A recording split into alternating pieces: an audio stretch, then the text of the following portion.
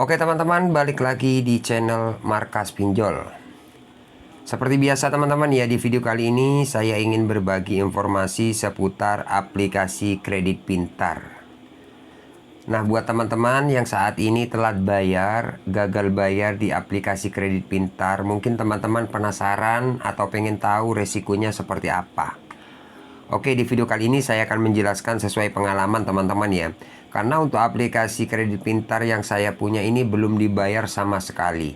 Kira-kira 3 tahun tidak dibayar. Nah, apakah ada DC yang datang ke rumah? Ya, apakah enggak? Di video ini saya akan menjelaskan. Seperti biasa teman-teman ya, sebelum kita lanjut ke pembahasannya, buat teman-teman yang belum subscribe ke channel ini, jangan lupa tekan tombol subscribe-nya. Dan buat teman-teman yang sudah subscribe, saya ucapkan banyak-banyak terima kasih karena telah mendukung channel ini. Oke, tanpa lama-lama langsung saja kita bahas teman-teman ya untuk aplikasi kredit pintar. Oke, di sini saya mempunyai aplikasi kredit pintar yang belum dibayar sama sekali teman-teman. Jadi kalau nggak salah ini sekitar berapa tahun tidak dibayar. Oke, kita coba cek ya teman-teman. Nah, di sini teman-teman ya, denda Rp 1 juta di bagian atas ya, tulisan yang merah teman-teman. Denda Rp 1 juta sekian-sekian untuk 365 hari keterlambatan. Jadi 1 tahun ini teman-teman, untuk bunganya di aplikasi kredit pintar ini kan 365 hari, artinya 1 tahun nggak dibayar ini 1 juta. Tapi setelah itu tidak bertambah lagi. Nah, buat teman-teman yang saat ini telah dibayar, nah seperti itu resikonya ya. Jadi untuk bunga itu akan bertambah. Misalkan teman-teman telat 1 hari, 2 hari, 3 hari, itu terus bertambah ya.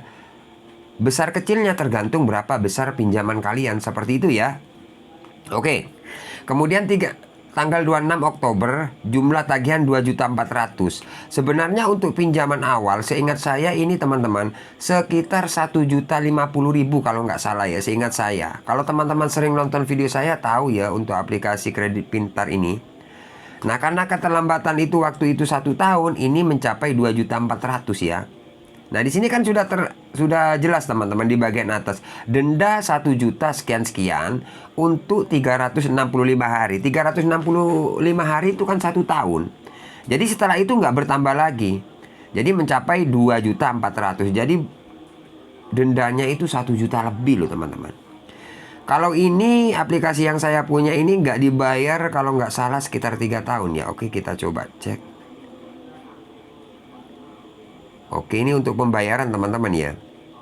Oke, nanti saya akan jelaskan untuk resikonya. Rincian pinjaman, pembayaran ke 1, cuman 1 pembayaran ya. Jadi keterangannya nggak ada teman-teman ya. Jumlah pinjaman nggak ada ya, pokoknya ini totalnya 2.400.000. Oke, resiko yang pertama seperti apa Bang kalau kita telat bayar di aplikasi kredit pintar? Resiko yang pertama, kalau teman-teman telat bayar, misalkan kalian 1 hari, 2 hari, 3 hari, 1 minggu, itu biasanya memang WA telepon kayak gitu. Itu cara penagihan dari aplikasi kredit pintar ya. Telat 1 hari, 2 hari, 3 hari, itu kalian akan di WA terus ya oleh pihak penagih.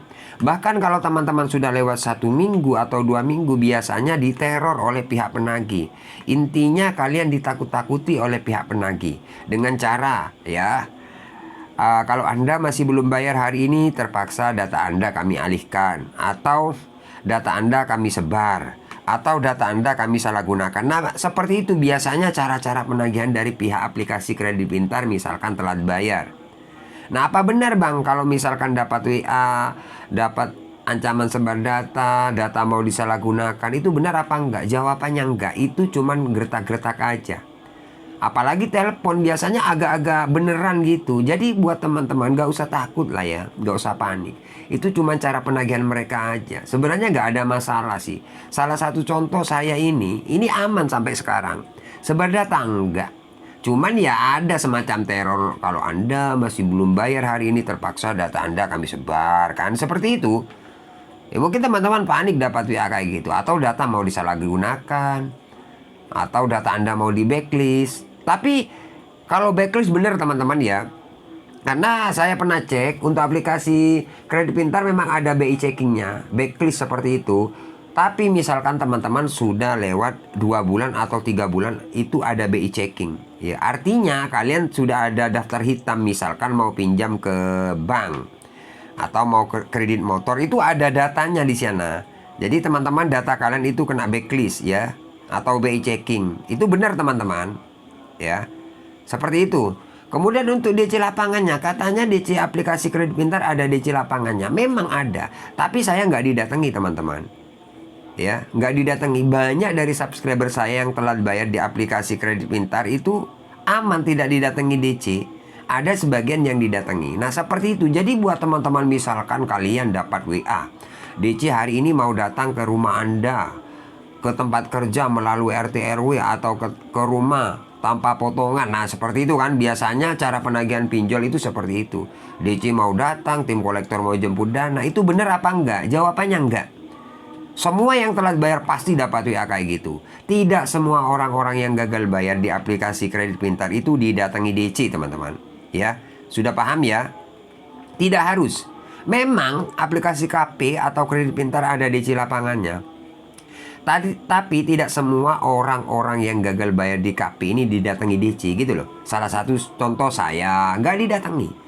Bahkan banyak subscriber saya yang gagal bayar bahkan puluhan juta itu aman nggak didatangi DC.